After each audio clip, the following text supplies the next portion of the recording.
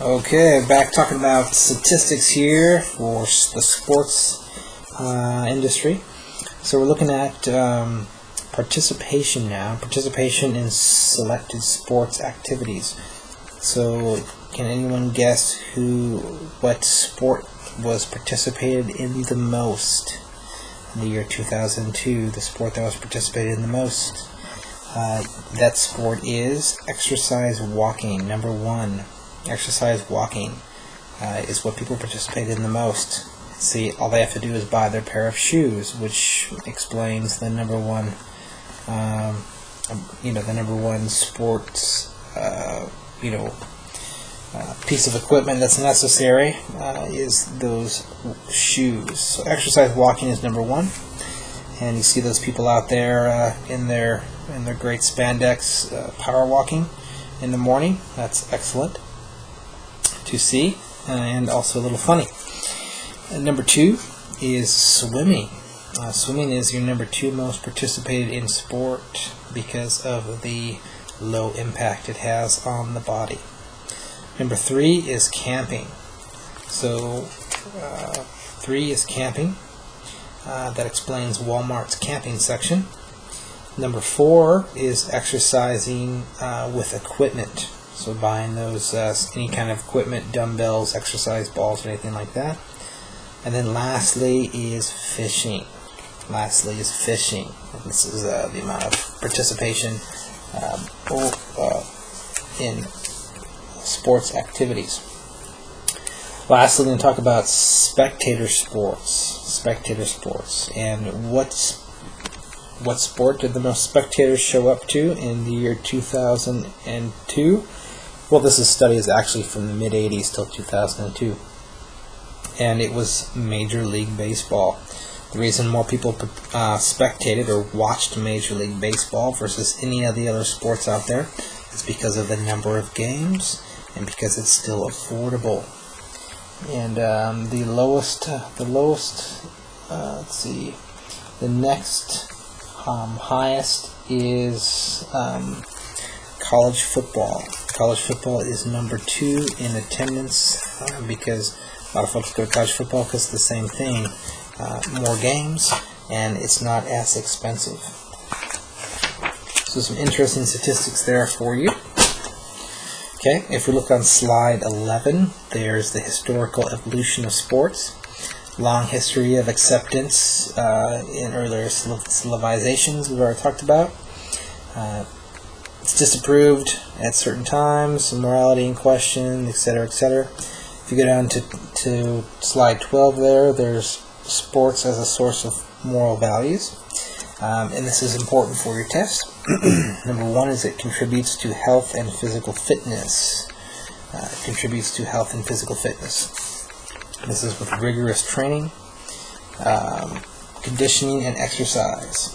Okay, so you need to know that. You also need to know number two, that it building personal traits, okay, such as courage, perseverance, self-discipline, and sportsmanship. This is exciting because when you play sports, this should naturally happen. Of course, depending on how your coach is, your coach may be crazy, and if you've had a crazy coach, you probably didn't learn these things. But hopefully you had a good coach at some point, just like you had a good teacher, like moi here, and you've learned some things. Social values would be number three. Encouraging social values linked to obeying rules and dedication to team goals, as well as providing social mobility, especially for anybody with disadvantaged backgrounds. Playing sports can help you move up the social ladder. And then lastly, forced to build loyalty, cohesiveness, and positive morale. Again, there's lots, depends on that coach. Those four elements you'll see on your test. Slide 15 talks about abuses and problems. Sports competition. There's obviously some issues going on, and I don't see that those are going to go away anytime soon, as it's clear that our government has the same issues as the sports area does on slide 15. Bribery, performance-enhanced drugs, fixing outcomes of competition. 16. Decline of public interest. And there has been some reduction in the ratings. Not much. Some things about ticket pricing is keeping some folks from going to games that used to go. The idea of taxpayer-funded new stadiums is quite disturbing to some individuals who actually pay taxes, as well as you don't see that the ticket prices have become much more affordable based on the move that happened. So there's some challenges there, and there's some difficulty in keeping sports teams and their players in certain cities because of the high level of competition in the free market. 17. There's some future trends there, and sport is active play, shift in sportcade. That's on the tests. You're good there. So just look at that slide. Let's move to slide 18, and let's talk about tourism. There's some different definitions that will be on your test. Important to take a look at. And here's what we have. Let me get to the right. Here we go. Okay, so the first term is travel. Travel simply means movement from one location to another. Travel means movement from one location to another. Tourism is different, and what we're looking at here is this is a vast conglomerate of different types of service providers, and so you have the service providers and you have traveling, so you have tourism, and this is going places outside of your usual environment for no longer, or for not more than a year. See, if you're traveling for more than a year, then you're homeless, and there's other terms for that. But if you're traveling for less than a year, then you're technically still on vacation. And so tourism, okay, travel is moving from one location to another. Tourism is traveling outside your usual environment for no longer than 1 year. That's the definition. And lastly, you have hospitality. And hospitality is the vast system of accommodations. Vast system of accommodations that are there to accommodate the tourist. And let's see, slide 19. 4 key elements in tourism: the tourist, business, governments, accommodations. Okay. Role of the internet. And under tourist, or under businesses, you'll see that there are many businesses associated with tourism. Many towns here in the U.S. as well as outside the U.S. that are geared simply for the tourist season, and many businesses supported by that. Governments that set up ministries of tourism, or they set up departments of tourism to handle the influx of tourists, and to make sure that there are plenty of accommodations.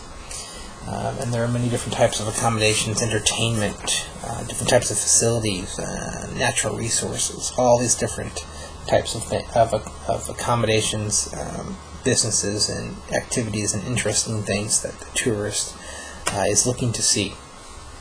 Everyone has to work together to make sure that the tourist has a pleasant time, and then they'll continue to come. And when they continue to come, then business is good, government is good, and the area is much more stable. And this is in particular to a lot of destinations overseas. Role of the internet. I think everybody knows what that is, and it's great because now with the internet you can find out much more information than you would ever find out. So here are some things to remember about that. Number 1 is the sheer quantity of up-to-date information available on the internet. Sheer quantity of up-to-date information available on the internet. Number 2, convenience of accessibility. I can sit down, plug in, turn on, whatever, and I've got loads of information at my fingertips. 3, and this being the most important, is your ability to connect and interact with other travelers via the online system, and get information much quicker than you ever used to be able to do. And 4, the internet acts just like a guidebook, being able to research information up to the last street. The most detailed amount of information that you need can be found on the internet. There's 4 reasons, 4 sources right there. Pretty exciting. A couple statistics here for you. 7% of the gross national sales product for the U.S. is tourism. Looked like there was, let's see, I don't think that's too interesting, but 60.8 million Americans did travel to a foreign country in the year 2000. That's kind of interesting, spending $57 million. That's a lot of mixed drinks.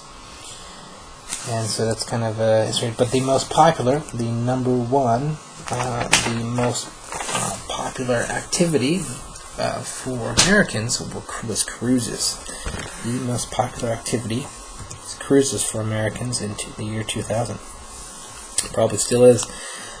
Slide 20, theme parks and water parks. These are your big players. Everybody heard of the Epcot Center, Disney's Epcot Center, okay, Disneyland. And there's a variety of other examples there on slide 20. And these are the multi-theme parks that attract people from all over the world. Slide 21 is theme parks and water parks continued. Universal Studios, Six Flags. Six Flags is great. I love the rides there. I'd go there all the time if I could. And there's the water parks. Lots of water parks, especially here in the state. And there was some proposed, pretty big water parks being proposed in 06 and 07. A lot of those projects are on hold due to the economy. Then slide 23, some other fun centers. Okay, these are indoor fun centers, like the indoor batting cage, more at the local level. Food and fun offerings, family play centers. Pretty interesting stuff. Slide 24, you're looking at cruise ships. And let's see, we've got in 2000, there were 6 million cruise ship passengers in 2000. 6 million cruise ship passengers, paying an average of $300 a person. That's the cheap rate. That's big business. $3.6 billion a year in 1999 is what the cruise ships were pulling in. Pretty interesting. So we're going to come back and we'll talk about why do some people go and visit, what they do.